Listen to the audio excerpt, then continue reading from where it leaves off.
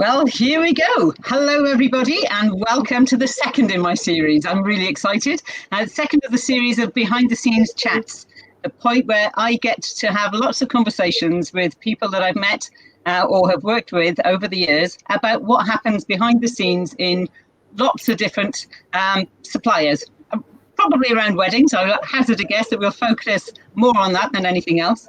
But who knows where this could take us in the end. So tonight, I'm delighted to invite Jo, who is going to tell us lots about the business. And you can see, very conveniently, she hasn't put her surname up on the screen for me, so I've gone and forgotten it again. Jo, what's your surname? Who are you? It's Shaddick is my surname, but no one can spell it or say it, so I just tend to go by Jo. A bit like Kylie or Madonna, you know. One word, one name is enough, isn't it? And I have to say that actually I love the name of your company. It makes complete sense to me because I'm forever there trying to remember company names, and yours just stuck. Once I worked out it was by Jo, as opposed to, I did have a Bojo going on at one point for some bizarre reason. At the point I realised it was by Jo, it's kind of like, of course, that makes perfect sense. Yeah. So how did you get into this business? Well, I guess I've always loved like just making things out of paper, different crafts and things like that. I did used to have a proper job. I did go to college and I went to uni and then I stopped having a proper job to have babies, and I didn't want to go back to having a proper job after that. So I set up this little company. I set it up really small at the time, and just grew it in my spare time and my front room, until it kind of grew into the garden, into my studio that is now. So that was 2006 I started. So we're coming up to, what is that, 16 years now.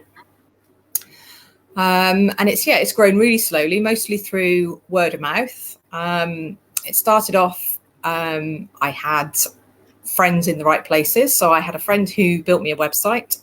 I had a couple of friends, actually my brother actually worked in hotels. So I managed to get into a couple of wedding fairs and things. And it was just really, just being in the right place at the right time. I had a good couple of orders straight off, which led to recommendations. It just grew really slowly. And as my children have grown up and I've got more time, it's now my full-time job. And I employ a couple of girls that come in. Well, they haven't been in this year, but so they come in to help me with the actual production when things get busy. But generally, most of the work is done by me. All the design work, all of the proofing, all of the admin, all of the business side of it. Yeah, that's all me. And I have some helpers who help with the cutting and sticking. I've got visions of them at this point of the year. I've got visions of them being elves coming in and helping you. Yeah. Maybe the elf and the shoemaker, going back to my childhood then, they're coming in overnight and suddenly everything's been stuck together. Pretty much. And sometimes that's how it happens. They come in and I leave them with a pile of cards and I come back and it's assembled into invitations and place cards and things, and it's brilliant. Sounds like heaven. Lovely. So what was your job before? Not that it's relevant, but I'm nosy, you know that. So when I left school, I went to work in a graphic design studio. And I was general dog's body, I guess. I was studio assistant, so I did a bit of everything. I did a bit of typesetting. And this was, I'm showing my age now, this was in the days before desktop publishing as it was then. So this was actual drawing boards and lecture set and building models of things. So really kind of crafting things. We used to design a lot of exhibition stands for people like the Royal Navy. It involved building 3D models of the stands for things like that, and a lot of print design as well. So I did that, and while I was doing that, I kind of got drawn into the business side of that business. It was a small design company that I worked for. I got drawn into the business side, and I thought, actually, I quite like this. I wanted to pursue it. So I started to do some qualifications, business qualifications in my own time. And that then took me to university. As a mature student of 21, I started uni. So mature. I know. Really not, though. And yeah, so I graduated then. That was in Cardiff. Graduated, went to do a couple of temp jobs. So I did. I then went into kind of purchasing and process and improvement, sourcing. Just it was interesting at the time, and I enjoyed it. But I would say I was probably never overly passionate about it. Always felt like that, and I learned quite early on that actually I didn't like working for other people. Yeah, that's a big thing, isn't it? It's a big thing. So yeah, it was all a great experience, brilliant experience. Taught me a lot about how to deal with customers, how to actually run a business, get proper processes and stock control and all kinds of things like that in place, which has now helped me collect ribbons on my shelf. Yeah, I am very envious. I thought I had a fantastic collection of ribbons, but I'm quite envious of all of the selection you've got behind you there. I've been working my way through the colours, I think. Wow. So I love letter sets. I'm of that ilk as well. And I used to love using letter set. When you look at what we do now on computers so easily compared to the skill, if you like, that used to go into having to create something by hand, it's phenomenal, isn't it? Yes, yeah, it is. But it's, that gave me a really good grounding, in how to, manually alter typefaces and things like that to make a certain pair of letters work together. And that's things that I now put into practice, albeit with different tools. It's still the same theory. I always find it amazing how much of previous careers comes into where we find the thing that we kind of go, this is it. This is where I'm meant to be. This is what I'm meant to be doing. And the different bits of it that have led us there, if you like, different experiences that have all impacted on it. Yeah, there's definitely parts from all of the jobs that I've had that that have had a bearing on what I do now. There's lots of different things. I can see there are a few people out there watching us, which is lovely. Welcome, one and all. By all means, comment. You're absolutely more than welcome to comment and to ask questions as we go through. That's brilliant. I like to see what's going on and what's on people's minds, because I'm nosy, as we've noticed, hence the reason I like to go backstage. I like to find out what's going on. But you may be too, so you may have particular questions that you've got on your mind. So either for myself as a celebrant or for Jo, as obviously making wedding stationery and everything that entails. So by all means, pop your comments up here. We're more than happy to answer anything at all, if we possibly can. I dread to think what people might ask now, having said that. So Jo, what's the process? Because I have to say, when I got married, I had absolutely no money, so we made our invitations ourselves. What happens now? How do people come to you? What do they already know?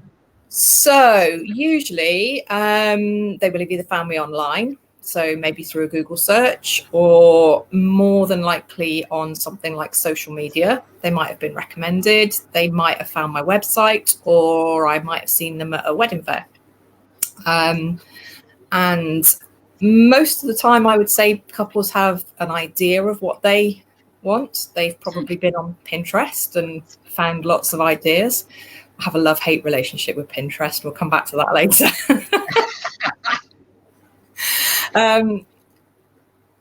So I invite them into my studio here, and we'll sit down.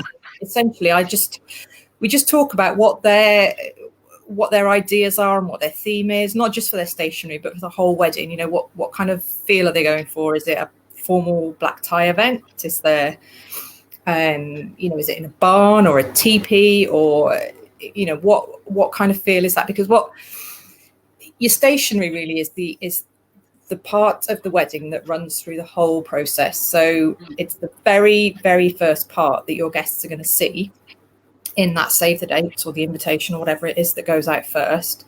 And it's the last part they'll see as well, with the thank you cards. And all through the day, So before the day and on the day, there'll be little pieces of stationery throughout. So it's the one opportunity that they've got to kind of thread that whole theme together. So understanding not just, when couples come in and sit with me, I don't say to them, what kind of invitations do you want? I try to understand about the whole wedding so that I can, I'm not just thinking about invitations. I'm thinking about, well, how does that translate into save the dates? How's that going to go into place cards or order of the day and anything like that? And I guess you're getting to know them, aren't you? You're getting to know what their personalities are and what their styles are. And so before you come out with anything, any ideas, if you like, actually to get to know the way that they're thinking, the way that they view their celebration, it's really important. Same as me. It's so much about understanding what's important to them and who they are, and you having to get to grips with that very quickly. Yes. Yeah, and it is a lot more than what kind of invitation do you want and what colour do you want it in. I mean, sometimes it is as simple as that, because it's some couples have a very clear idea of exactly what they want and they just need someone to make it for them. And I'm quite happy to do that as well. That's my service isn't limited to. I do the whole. That's why I say I always say I don't do packages. Well, I do packages, but I do bespoke packages. So you can have a package of stationery, but it'll have the exact number of everything that you want in it. It doesn't have to be 50 of this or 20 of that. It's whatever you want it to be. So once we've had a good chat, generally then we'll start pulling bits of. I'm not going to turn the camera around because you can't see all the mess that's around me. Oh, go on, I like mess. We'll start to pull things like cards and ribbons and things off the shelves, and we'll just put different ideas together, and it all gets a little bit Blue Peter sometimes. And sometimes I'll be able to pull one out of the samples drawer and go, well, I did this one last year for a couple. Is it like this, but with blue flowers? And sometimes that works. And then there'll be a bit of back and forth, and it'll be, well, yeah, kind of, but what about if the flowers were a little bit bigger or a little bit smaller and not so many or some more? And what about if we put a bit of ribbon on there and try this and try that? And it's really trial and error in a way. But it's just, I like to call it playing with designs. And that's literally what it is. It's just putting different ideas together and brainstorming, if you like, until we come up with a design that works. And then once we've got do all that with, the couple do all that with you, so you're all doing it together. Oh, how fantastic! And I now want to get married again, so I can have stationery. I have a slight stationery fetish, I have to declare. Put it out there in the public domain. This is my idea, to be able to see all of your supplies of things and not being able to touch any of them is really hard for me. And taunt you with them. yeah, charming. So is it easier if people have got a strong idea of what they want, or if people have got no idea of what they want? Do you know what? I don't think it matters really. And this is where my kind of love-hate relationship with Pinterest comes in, because Pinterest is brilliant for creating mood boards and kind of pulling together ideas and just a general feeling of what you want. I always think about it, when you go to the hairdressers say, well, just, don't try and explain to me what you want. Show me a picture. And that is a really good way for me to work. The hate part of the relationship comes in where couples will come in and maybe say, I exactly want this. And, as a designer, I can't take somebody else's design and just copy it. It's not what you do. You can't do it. There's copyright, there's laws, and it's not what I would want to do anyway. You also find that a lot of things on Pinterest, the pictures are styled to within an inch of their life. And a big part of my job is working out how that stationery can be functional as well as looking pretty in a flat lay photograph that will go onto Pinterest. So, an invitation that looks beautiful all laid out we need to think about how that's going to work by the time it's gone in an envelope, gone through the post, been unpacked by somebody. Possibly they've lost a part of it, and it's it's trying to get round that that expectation, I think, that Pinterest gives you sometimes, and it probably applies to all parts of, you know, wedding things. It's finding that perfect picture that actually, you know, in reality that doesn't happen. And it's kind of managing expectations, if you like.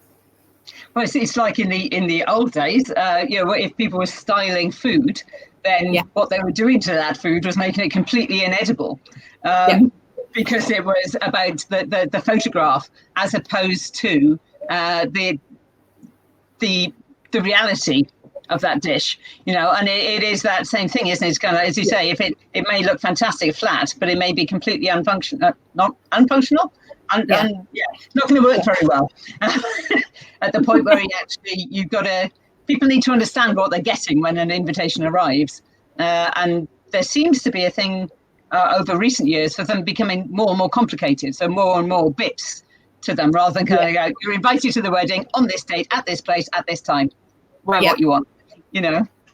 Is that the case, do you think? It is. There's definitely a lot more information that can be included in invitations. Whether it needs to be all the time is something that I try and find out. And then that's before I meet any of my couples, I send them a little questionnaire about, you know, do they need to give their guests a menu choice? Do they need to give them directions? And that will depend on, you know, is it an established venue? Are the directions available on the venue's website, or is it a marquee in somebody's garden that, you know, actually you need to tell them that the turning off the country lane is really dark and you can't see it, and to look out for it. The other thing they need to think about is, so their audience, so their guests, do they have access to the internet?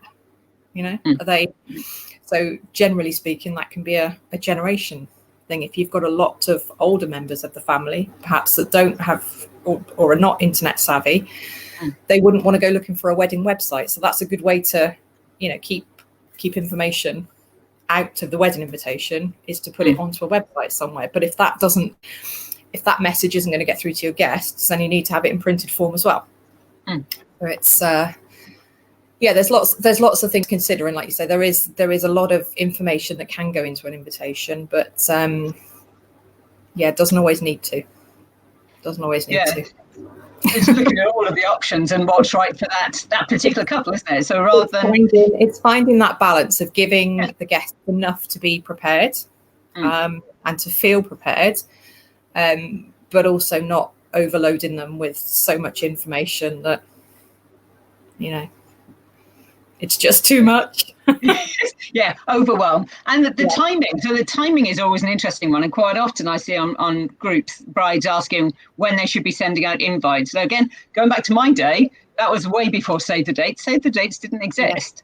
And you just sent out the invitation to people. And whether that was a year in advance, or whether it was 6 months in advance, or whatever it was, you booked your date, you sent your invitations. Whereas Save the Dates seem to have come in. Is that because there's quite often a longer time span, do you think? Yeah, I think so. I think, you know, weddings are often planned now 18 months or more than 2 years in advance. And people have to, I think families and things are more far-flung. You know, I think the further you go back in time, the more likely it was that all the people that would come to your wedding probably lived within a maybe 20 or 30 mile radius, you know, and it was on a Saturday. Nobody would be working on a Saturday. You didn't need to book time off. You didn't need to book accommodation. It would be at the local church, then the local hotel or whatever. And that would be it. Weddings now are much more involved than that. You've got people potentially traveling from different countries or parts of the UK. They need to book accommodation. Working patterns are different. People might need to book days off. You've also got a lot more weekday weddings now than, you know, it used to be you got married on a Saturday. Now, see, you've obviously never worked in a theatre, because that's the one guaranteed day that you don't work, because you've got two shows. So if you're dealing with anybody in the theatre, you get married on a Sunday, because that's the only day you've got off. Yeah. So But I know what you mean. yeah, I think save the dates have come about because weddings have got a much longer lead in now. And it's all about just giving people that kind of marker to put in their diary. The first save the dates actually that I ever made, I actually made them as bookmarks. Because that was before everybody put their calendars on their phone. I actually had a diary, so you use it as a bookmark in your diary. So makes sense to me. I've still got a diary. I don't trust diaries on phones. No, you've only got to lose your phone and that's your life gone. No, can't be doing with it. Yeah. So save the dates. I mean, I've been making save the dates today for a 2022 wedding, so that's over 18 months away. And the invitations for that will go out probably 5 or 6 months before the big day. So the presumption, I suppose, is if you've been sent to save the date, you're going to be invited in some way, shape or form. Yeah. I suppose it's also, again, going back, it was very much actually everybody came to the whole thing and that was that. Whereas now you've got the daytime or, daytime reception, evening do only. You've got various different options, which again gets confusing as to what's being sent out. Yeah. That's one of the bits of advice actually that I put in for my couples is, think about who you're sending save the dates to. And if you've got anybody who's on that definitely maybe list, then probably better not to send them a save the date than to send them a save the date and then not an invitation. Yeah, what's going on? Where's my invitation gone? What have I done? It's much better for it to be the other way around. So not get a save the date and then have an invitation as a surprise. Did the save the date not arrive? Oh my goodness me, the postal system can be awful. So they've come in. Yeah. So they've come in and you've had a bit of a play. What have you got favourite tools that you like to use? That sounds like you could go in the wrong direction. See, where do you I've already told you my mother's watching this. We can't have conversations like that. Mine are up here. I treated myself to a die cutter a couple of years ago. So it's kind of ooh, that's a paper tool. That's quite fun. And I can see it being. I presume you use die cutting machinery of some description. Yeah. In shape or form. I'm presuming yours might well be electric rather than a turny one. It's not actually. It's on the shelf down there, but it's a manual one. We use punches a lot, but the tool that gets used most, I think, is either the printer or the guillotine.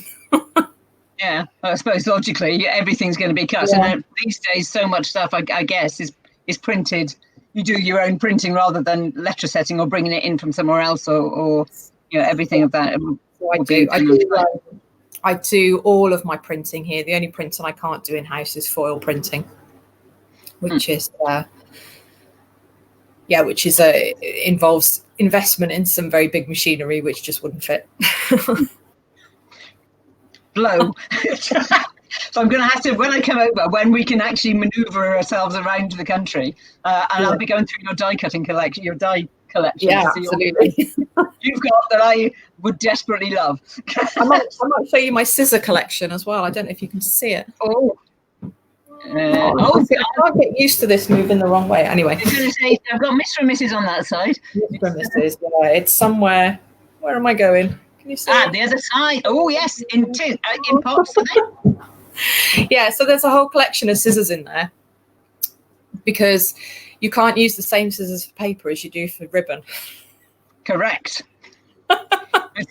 Haberdashery, you can't be using, you can't use fabric scissors for, crumbs, and does that drive me up the wall or what? If somebody goes and picks up my fabric scissors and tries to cut, no. Yeah. Other way round, you can do it, but you'll mangle the fabric or you mangle the ribbon. But you really don't want to be doing that. Use any of the scissors for sticky tape.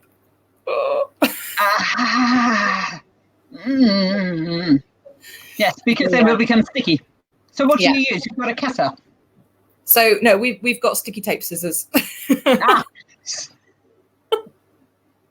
So the scissors go through a hierarchy. So they start off on the ribbons, and then they get devoted to paper when they're too blunt for ribbons, and then they get devoted to sticky tape when they're too... And are they all labelled, or are people supposed to remember which ones? They're all labelled. If you use the wrong ones. Brilliant. So obviously this year has been a fairly strange year. But I'm presuming that, as you're saying, you're working on business in 2 years' time. So are there trends that are going around, have been going around for the last year or this year, or things that are becoming different for next year? What's been happening and what's going to happen? Oh, what's been happening? There's been so the colour that's been happening has been blush and pink and rose gold. And it's all been very romantic and soft. And what we started to see over the last couple of years is kind of stronger colours introduced into that. So like greys and navies and deeper kind of wine colours as well, which has given it a little bit of a, I don't know, almost like a grown-up look to it. Yeah, more sophisticated. Yeah, I think so. And I think we've started to see things become a little bit less fluffy and frilly. There will always be couples who love bows and bling and glitter and things like that, because everybody's tastes are different. But, with trends-wise, I think we're starting to see a little bit less of that and a more towards a bit more kind of sleek and sophisticated, more botanical type designs. So florals and greenery. What else? Monograms are popular, very simple. And calligraphy styles as well. So do you do calligraphy, hand calligraphy, or is it all machine? I don't know. I can do. I did take a course a couple of years ago, and really enjoyed it. And then the pens got put in the drawer, and they don't come out very often. So. It is one of those things that you have to practice, I think, calligraphy, isn't it? It's. I used to work for a calligrapher, a master calligrapher, and just blows your mind. Just blows your mind. It's lovely to do, and it's a lovely skill to have, and it's very therapeutic. But yeah, it is quite time consuming. And if you're doing 100 invitations, or that's a big commitment in terms of time, isn't it? It is. So, is there an average amount of time you'd expect to spend on an invitation? Now, that's a really broad. Yeah. No. Question, I think, but I know you don't do standard packages. But if you were doing a standard package of 100 invitations, whatever, how long would you expect to spend making them? Do you know what? I really don't know, because we work on a kind of it's not a production line, but we don't tend to concentrate on one order at a time. So, for example, today I've been printing, but I've been on 3 different orders. So I've been doing all the print for 3 different orders. Right. And while I'm doing that, I might be, I think I put on my Instagram stories today, I was also lining some envelopes for another order. So while the printer's running one job, I'll be doing something else. And then when I have my girls in to help, often I'll be doing some printing. Help! Not your daughters, your professional girls. Yes. Yeah. Yeah, no, not the other helpful helpers. Yes. I was thinking, oh my goodness, don't touch anything. So yeah, we will all tend to be working on different things at different times. But I don't know, I guess it's really hard to put a time on, actually, now you've asked me. Which is one of those things that it's very hard, isn't it, when you're pricing things, when you're having to set, and as a creative, you have to price your own work. And it's multiples of your own work. It's not like you're making one-offs of each individual thing. You're making batches of each individual thing. And it's really hard to then be able to explain how you work that price out, isn't it? Or to feel that there's sometimes a feeling that you have to justify what your fee is or what your costs are, which is really hard when it's, as you say, things dovetail in, and it's not one sit down, do it all the way through, job done. Yeah, although I do, when I come up with any new designs, well, not necessarily new designs, new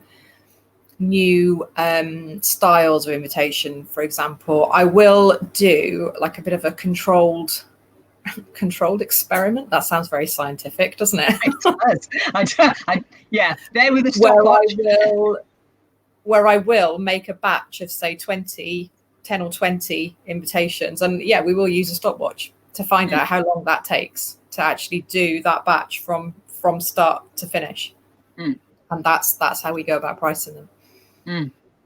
It must be a huge difference between something where all the work is done on the computer and effectively it's printing out, folding, and and something that's got a lot of intricate, so little or very, most of it's done by hand, as opposed to, I know you're still working by hand on the computer, but you know what I mean. So you're able to print off the whole lot, and it's effectively there. Or whether you're having to embellish, I suppose, in a much more detailed way. It must take a much longer time.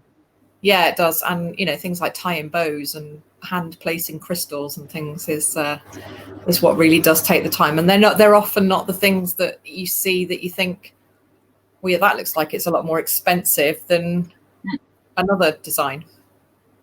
But it's the time involved makes it more expensive.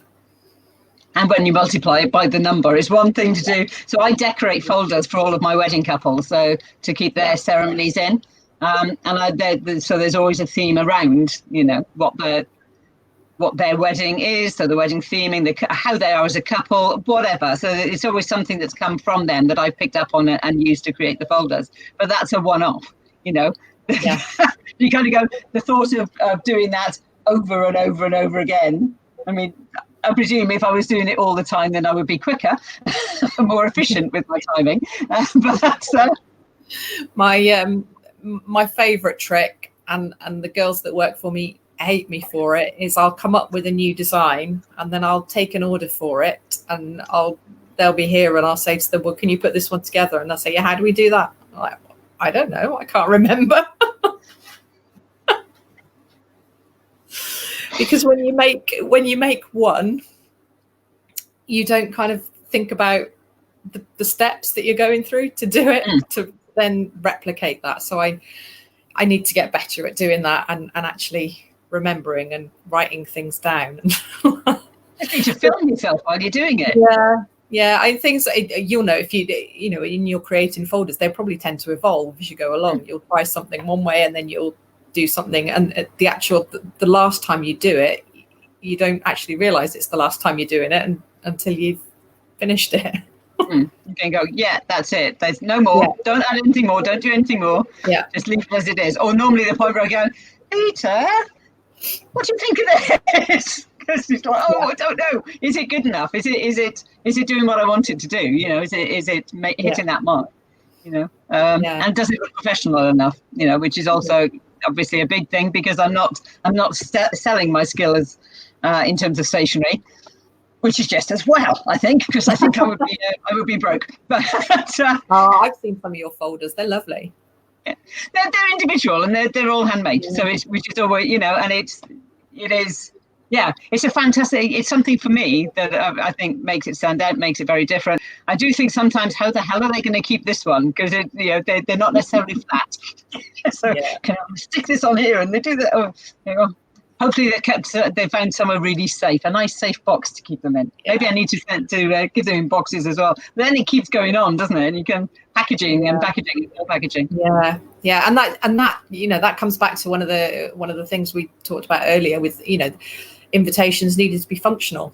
It's all very well coming in with ideas of having massive bows and huge embellishments and things, but if it's going to cost you £4 each to post them, is it really?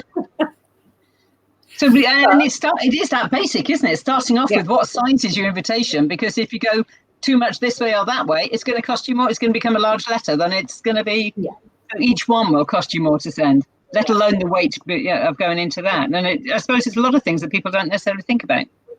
Yeah. And it's, that it would be wrong to kind of dismiss that kind of invitation outright, because if you have 20 guests and you're hand delivering each of those invitations, then they're perfect. Yeah. But if you have 100 guests and they've got to be posted to 14 different countries, probably not the most practical solution. So, and that all comes up in your initial conversation with them, presumably. Then is kind of around, okay, that's the vision, and that's the Pinterest picture. But actually, where's it going to, and how does that translate, and how can we take that inspiration, if you like? And it's using those things as inspiration, isn't it? Mood boards. I love the fact that you were talking about using Pinterest as a mood board. That seems to me very much what it should be. So you're collecting together lots of ideas and concepts, not kind of going, that's what I want, because it doesn't give whoever your creative is any input into it. So whether it's your dress, whether it's your cake, whether it's your stationery, whatever it is, to get the best from your creative person, give them the flavor of what you want, and then be creative. Then you're going to come up with something that is unique and personal to you as they see you. Yeah, definitely. And we won't always get it right first time either. In fact, I frequently don't get it first time, and that's the whole evolution process. It needs to go back and forth, because what the words that come out of somebody's mouth and then go into my head have then got to be translated out into a design somehow, and sometimes things get lost in translation, and it's not until you actually get a starting point and we can go, so I said bow, but when I said bow I didn't mean that kind of bow. But that's what I'm here to do, is kind of translate those ideas that you have and try and get them out into something that is beautiful but functional. I suppose for most of the time, for most of us, we're talking a foreign language. It's your daily language. Whereas it's kind of like, I want we're grappling for words, and we're trying to find the right way to describe what the thing is. Whereas there is probably a word for it, but we just don't know it because it's not our language. It's definitely translating those dreams, isn't it? And then those thoughts. I have the same conversation when I go to my hairdresser and I say, can I have my hair blonder, please? And she'll say to me, well, do you want bleach or high lift? And I don't know, just make it blonder. Or tell me the difference. Explain to me the difference so that I can make a decision on it. Yeah. Or ask me the question that unpicks what it is that I'm actually want. Do I want it really light? Do I want it white blonde? Is that what you're asking? Or do I want it a natural look? Do I want people to be able to tell that it's it's been treated or not? Yeah. Oh my so goodness. It can be hit and miss, but hopefully more hit, I hope. And it is that because part of that first meeting, I guess, is building up that trust, isn't it? So they're seeing a range of different things. Presumably they get to see a whole different range of things that you can do or you have done. So that they know they know that they can trust you, that they can rely on you to get it right, because you've got it right so many times. And hopefully they've had a look at my website and social media and things before they've come. So, in a way, they're kind of the first, I don't know, filter. Is filter the right word? So, I mean, I know if I'm looking for something online, I'll go to a website and I think, I don't like the look of those. Well, that's, I'm not going to buy from them. And hopefully I've got enough out there on my virtual shop fronts that will filter out, that my style won't suit everybody. And that's life, isn't it? That's, everybody's different. But hopefully the people that find me will have seen the styles of things that I do, and that will be enough for them to say, yes, I think Jo can create something that is going to suit us. So how would you describe your style? Now, there's a tricky one for you. You shouldn't have led me on to that one. Yeah, I don't know. It definitely changes. The stationery that I'm making now is very different to what I started doing 15 years ago. But I guess that's design, isn't it? And that's trends and things. You know, obviously, I'm influenced by what people are asking for. I think it's quite simple. It's not overly intricate. I want to say it's not overly embellished, but that said, I have done a few designs with very big bows and bling on in the past. So I want to see that. Sometimes if it feels right to use that, then I'll use it. Definitely, I know we keep coming back to functionality, but definitely function comes into it. I always, whenever I create something, it's got to do the job that it's intended to do. Did that answer the question? No, I don't think so. Well, it sidestepped the question quite carefully. It's very impressive. So, do you think your style, is it your style that's changed over the years, or your skills? Because obviously, every time you do something new, you're creating new skills and new abilities or whatever. So, do you think your style has changed because your skill level has changed? Yeah, possibly. Yeah, probably. Yeah. And you know, trends and fashions change as well. So you know, if I was a fashion designer, I wouldn't be creating the same clothes now as I was 15 years ago. Not if I wanted to be selling any. And it is very much. It does seem to be very much influenced by the trend. You see, I'm sure I should be more au fait with the trends that are going on in weddings across the board, but I tend to not really be affected by them so much, because couples, when they come to me, kind of are looking for something different, so they don't want what's going on in the trends. And yet, there are areas of the profession, areas of the industry that are hugely influenced by that, and obviously yours is one of them, because people are seeing. Certainly, when I got married, everyone around me was getting married at the same time, so you get. Your whole year group tends to get married at a similar point, doesn't it? Like, whatever that point is. So you end up going to a lot of weddings around the time that you get married quite often. So that must have then influenced the way that people are kind of going, oh, yeah, this has been going on in so many of these different weddings. So either that's what I want, or actually I want something completely different because all my friends have done that. Yeah, and I do come across that a lot as well.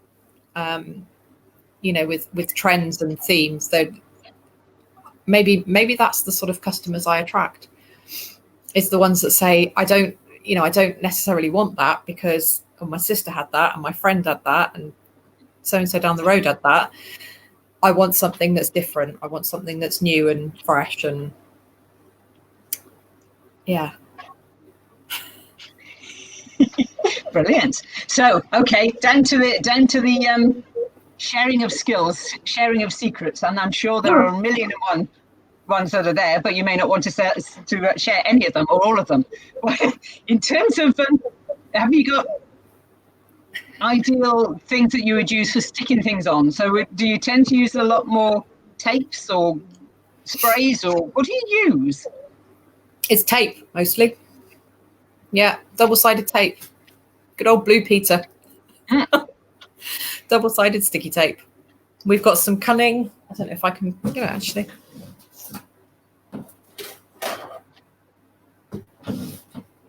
This is my secret weapon.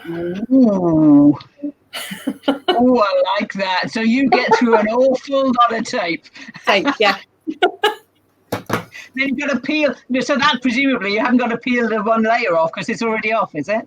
Yeah, that's right. So all that just dispenses the tape straight onto card. Yeah. And you can stick layers together just with that. And yeah, it's just a big version. You can get little tiny ones in stationery shops. So like WH Smith's or somewhere like that. You can get little ones, but it's just a big version. But yeah, that's my favourite for sticking. And obviously for bigger boards, so things like table plans and that, we would just use heavier duty tape because you don't want cards falling off table plans in the middle of a reception. Tape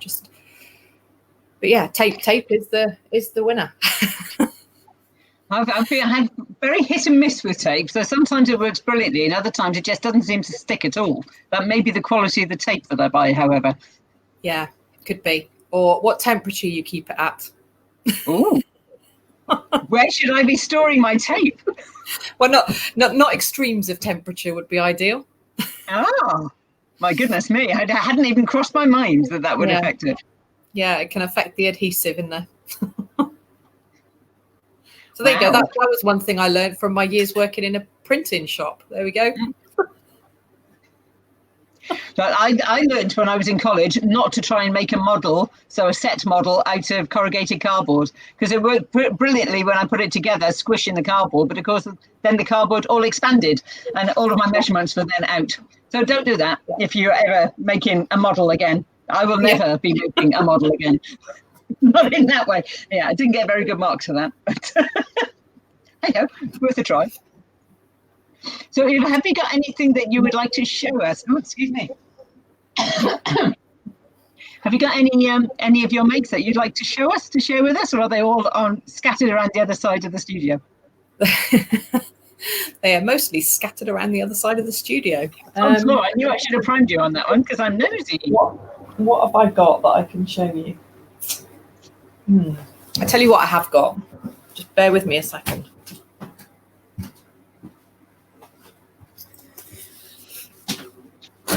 Here we go. So this is one of my new favorite invitations at the moment. I've got to get this. I can't get these angles right. So these are really simple, and we've been using these for quite a while inside laser cut wraps. I can't do this. Here we go. Yeah. There we go. See? And it's got everything in it. Yeah, all in one. The postcard on the back. And it's got a cute little bit on the back. What's a laser cut wrap? What's a laser cut wrap? Oh, I haven't brought it up.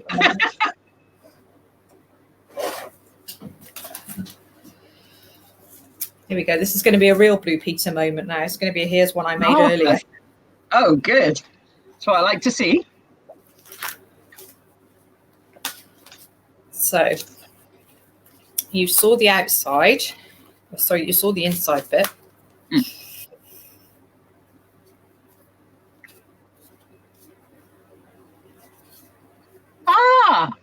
And it fits inside. Oh, beautiful. Yeah. This opens other way. I can't get used to the left and right thing. No, it's really confusing, the left and right. It works opposite. So anybody watching, where we are, it's kind of, you end up pointing in a different direction. So that then the card then lifts out completely from the wrap, yeah? Yeah, so what we would normally do with this is fix that in. So that would get fixed into there. So yeah, and you see the pretty bit on the back through the laser cut. Yeah, no, you don't get to see the pretty bit on the back then because it's fixed in. Oh, I see. That.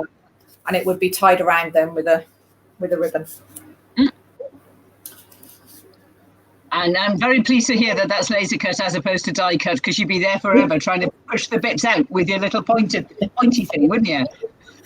I know. I keep saying to my girls that work for me, you know, if I ever need to take anyone else on, when I interview them, I might give them one of these and a tiny pair of scissors and say, can you copy that? Would that be really like, or if you don't like them? That is definitely cruel. I wouldn't do that. So, and you do your laser cutting in your studio, or is that something that has to be? We don't do laser cut. So these we buy in. Mm-hmm. These we buy in. We don't do that here. So these invitations in particular are beginning getting an upgrade next year. So we're going to be doing these with all different kinds of flowers, and world exclusive. They're going to become plantable. Plantable? Yeah. Explain. So I found some really, really clever paper that's actually embedded with wildflower seeds, which means that once the invitation is done and finished with, they'll be able to be planted and flowers will grow. So this tricky bit on the back then will come with instructions underneath as to what to do with them. My goodness me. So there we go. That's world exclusive. Yay, we got a world exclusive. I'm impressed. Wow. That is something really quite different, isn't it? And I think there is definitely a push with quite a lot of the couples that I work with wanting to look at more sustainable, more less. I'm trying to think of the right words here without offending people that aren't doing it.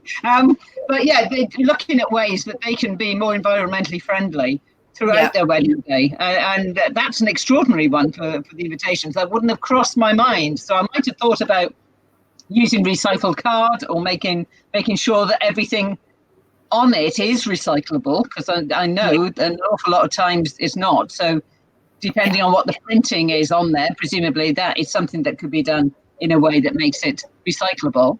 Yeah, definitely. And so that's go on. Is there a direction that you think people are going to go? I think so. I hope so. I mean, in my personal life, that sounds a bit weird, doesn't it? So, as a household, we've been really conscious over the last 2 years, I guess, about trying to reduce our waste and plastics and just live a little bit more, I don't know what the word is, eco-friendly environment. That's not the right word. Live with a little bit less impact on the planet then. And I think now is a good time for me to bring that into my business as well. So there are changes coming in the next year. We are going to be moving to using things like the plantable paper, recycled and recyclable materials. So, and the aim will be eventually at some point, once we've got through all of the orders that we're already committed to, is that, there won't be anything used like, so there won't be any unrecyclable embellishments, and there won't be any glitter, and there won't be any polyester ribbons, things like that. So everything we use will be either recycled,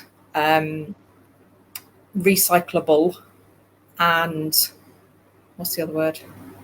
Compostable, plantable. Because it is one of those things, isn't it, that after the wedding, people for the most part don't hold on to various things, invitations and that being part of that. So it is then, how can you, what's the impact? How can you make that impact on the environment less, if you like? Yeah, when it's a big chunk of people, isn't it, that are all doing stuff. Yeah, and the purists might say, well, actually, all of this stationery and things for weddings is all wasteful. You don't really need any of it. You can make phone calls, or you can send an email, or you can have a Facebook group or whatever. But there's lots of people that want to do it, and if they want to do it, then I want to show them how to do that in the most conscious way possible. Is that something that's developed more over this year, this very strange year that we've all been having? Where you've probably had a bit more time to sit and think, haven't you? Definitely. Definitely. I think it's very easy. Very easy with weddings. I mean, it's almost a yearly cycle for us with weddings, and it's very easy to get caught up into that hamster wheel. I think is doesn't give the right sort of connotations, but it's a cycle that you get into, and you don't often get time to draw breath and actually think about what it is you're doing, and you kind of keep going forwards, and before you know it, it's the start of the next year and you're doing the same thing. So yeah, definitely this year has given me a chance to kind of sit back and think, well, yeah, maybe I do want to take this in a slightly different direction, and what is that direction? And yeah, had a little bit of a light bulb moment a few months ago, and I thought, well, I know what direction it is. It's because it's the direction I'm taking my household life and my family life in. So it seems like a natural progression, and I'm actually really excited about it. I can't wait. I can't wait to see what comes out. And I think as you say, it's a really exciting development, isn't it? And yeah, all of your current brides know and need to know and be well assured that absolutely all the bookings that you've got at the moment are being fulfilled exactly as they've been planned. absolutely. But that then, gives a new impetus, doesn't it, to the business and to you as a creative, because it's hard to keep going, to keep being creative. And it's been a strange year for across the board. So how have you been working with your couples through this? Keeping in touch with them, lots of talking, lots of emails, lots of reassurance, lots of rescheduling. I've been with all my couples right from March, I guess, wasn't it? All my couples that have had to change their dates all through this year, they've all had or they've all been able to have digital change the date images, which I've sent out to them, so they've been able to share those quickly with their guests and their families and friends. Some of them have opted to have printed copies as well. We've been able to move all orders, so there's my shelf in the other room actually is full of all file boxes with everybody's orders kind of carefully packed away, just ready to pick up again and continue with as and when. And it's really just been a case of keeping in touch and letting people know that, things can be moved and it is flexible, and we'll do whatever we can to help them. It has felt a bit like we're all in this together, and we just do whatever we can to help each other out. So yeah, it's been a very strange time, hasn't it? And I think that the communication has been key for everybody to know we're all, we're here for you. We want to work with you. We want to carry on. We want to do everything that we promised that we'll do at the point where we're allowed to, and when you're allowed to. It's been a very strange time. It has, yeah, and it's strange as well for people who are planning for, those couples that haven't postponed, those couples that are planning and always have been planning for 2021 and 2022. They've not been able to do the planning in the same way that we normally would. So it's been trying to find ways of doing that as well. So I've been having consultations on Zoom and all kinds, posting out samples to people, because obviously a big part of stationery is you need to be able to do this and pick this up and feel what the paper's like and open it and see it. And while I can do this and show you on a screen, it's not the same. Not the same. I want to be touching it all. Does it work if I pass it to you like that? No, we should have planned that one a bit better, shouldn't we? Yeah. In advance, and I could have just, but I would have gone for the wrong side. So I've been able to do that kind of initial chats and things with people on Zoom, and then it's been a case of I need to try and translate those ideas and make them into a sample. What we can do is send photographs and things back and forth on email. So I can not necessarily make a full invitation, but I can make a bit of a mock-up and put it on the desk, take a picture of it, and we can email back and forth. But obviously that whole process then just takes a little bit longer than if I've got somebody sitting next to me at the desk, when we can go, well, let's try that combination. No, we don't like that. Let's try this one. Decisions that might take a couple of seconds when you're sitting here in person with someone might take 3 days when it's, going back and forth. But absolutely. We'll if you're able to give couples one piece of advice before they meet with their stationer, what would that piece of advice be?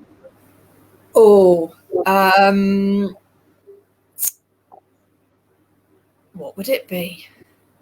Remember that you only need one invitation per couple or family, not one per guest. Fantastic. Although it is quite a nice surprise for a lot of couples when they come in and they say, I need 100 invitations. And I say, oh, okay, have you got 200 guests? No. Well, then you only need 50 invitations. And they go, yay, that's half as many. Brilliant. So yeah, that's a pleasant surprise sometimes. Absolutely. I cannot believe it. I don't know about you, but we have completed our hour. That is an hour-long chat. Wow. We have just, yeah, exactly. Nobody decided to ask us any questions. We've just done it ourselves. And I've managed to keep my hands, firmly away from any of your supplies there. Be warned. So brilliant. All I can say to anybody that's watching outside at any point in the future on this one, if you haven't had a look at Bijo's website and her Facebook and Instagram posts, then please do, because they are fantastic, and I get inspiration every day when they're coming through. She's prolific on that old Instagram. She's there, which is fantastic. And she's also got a brilliant blog that's been going out recently, which the title of which I will get wrong. Welsh Wedding, no. What is it? Welsh Wedding Wonder Women. I was halfway there.